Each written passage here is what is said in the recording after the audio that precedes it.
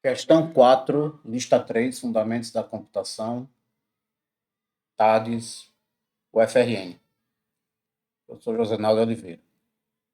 Na questão 4, nós temos a implementação em software, uma ideia, né, de implementação, do que seria esse endereçamento indireto.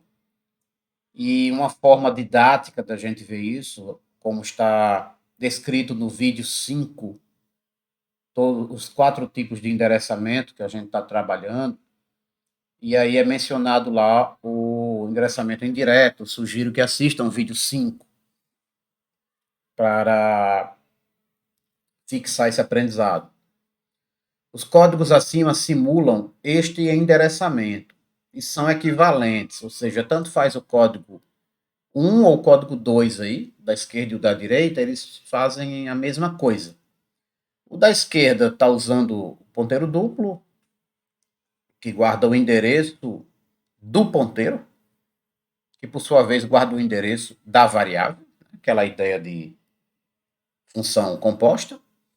E o da direita, que seria o código 2, PTR1 é um ponteiro que guarda o endereço de x, PTR2 é um ponteiro também, que guarda PTR1, ou seja, guarda o endereço para o qual é o endereço de PTR1. Então, é o endereço do endereço. E aí, nos dois códigos é exibido aí o conteúdo da variável apontada por PTR2, que aí se espera que na tela apareça o número 10, né, que é o valor da variável x. Então, faça um esboço da memória com uma pilhazinha para ilustrar, né? Uma pilha colocando os valores da memória e os endereços. Então, vamos ver esse código aqui no Replit. Então, aqui no navegador, nós temos aqui já o código de estado, e aí eu vou executando esse código, a gente vê que o número 10. Então, eu digitei o código código 1, vocês podem digitar o código 2 também, e aí apareceu o 10. Então, como é que a gente pode entender o que é que está acontecendo? Eu posso usar, para ilustrar, valores de endereço de memória hipotético, mas a gente pode aqui exibir os valores de memória que, no meu caso aqui, na máquina virtual Linux Ubuntu, que eu estou usando aqui do Replit, nesse exato momento, vai gerar para mim. Cada um de vocês, quando for executar, vai gerar o seu endereço diferente, tá? Então, vou executar aqui, vou limpar o console, e vou executar alguns couts aqui. Então, imprima o endereço de x. Eu vou colocar assim, o endereço de x, para nós vermos onde é que x foi alocada pelo kernel do sistema operacional Linux, né, pelo gerenciador de memória que está lá no kernel. Então, vamos exibir aqui o endereço de x. Eu também poderia escrever aqui PTR1, tá? Mas vou escrever aqui o endereço x. Sempre pular essa linha, né, para ficar didático. Vamos exibir onde é que está o ponteiro PTR1. Então, o endereço de PTR1 não é para quem PTR1 aponta, é o endereço dele próprio, onde é que ele foi alocado na memória. Então, vou colocar aqui o endereço de PTR1, porque se eu colocar só PTR1, ele vai me dar exatamente o endereço de X, e isso eu já tenho, né? Não quero. Agora, vamos ver aqui o endereço de PTR2. Então, o endereço de PTR2. Eu vou executar esse código aqui, vamos ver, e aqui seria o conteúdo, né? Então, eu vou colocar aqui conteúdo apontado por PTR2, apontado de forma indireta, né? Por isso que é endereçamento indireto. Então, deixa eu rodar esse código aqui, vamos ver o que é que vai dar. Vou anotar aqui esses valores, tá? Cada vez que roda muda, né? Então, olha, eu vou anotar só o final aqui. porque todos eles são iguais até aqui no zero, né? Então, eu vou anotar 10C para o x, o x 10C, vou anotar para o ponteiro 100, 100,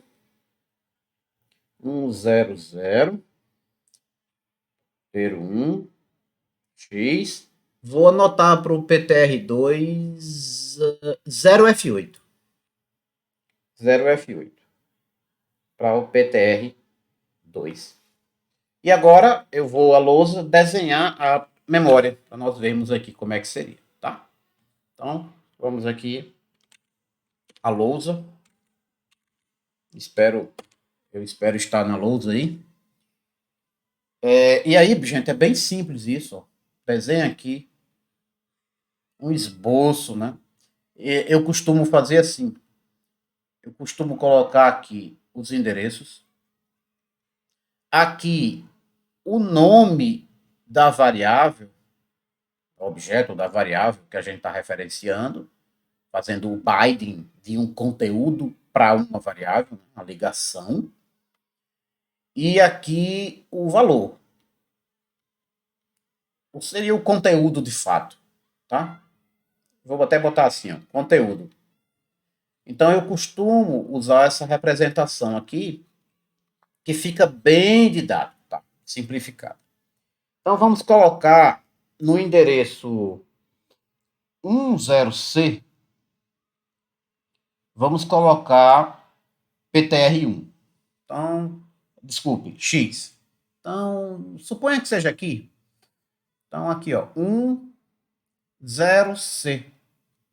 Vou colocar aqui o nome para referenciar depois, né? Que é X. Quando você coloca X, ele associa que está nesse endereço, ok? Faz o binding.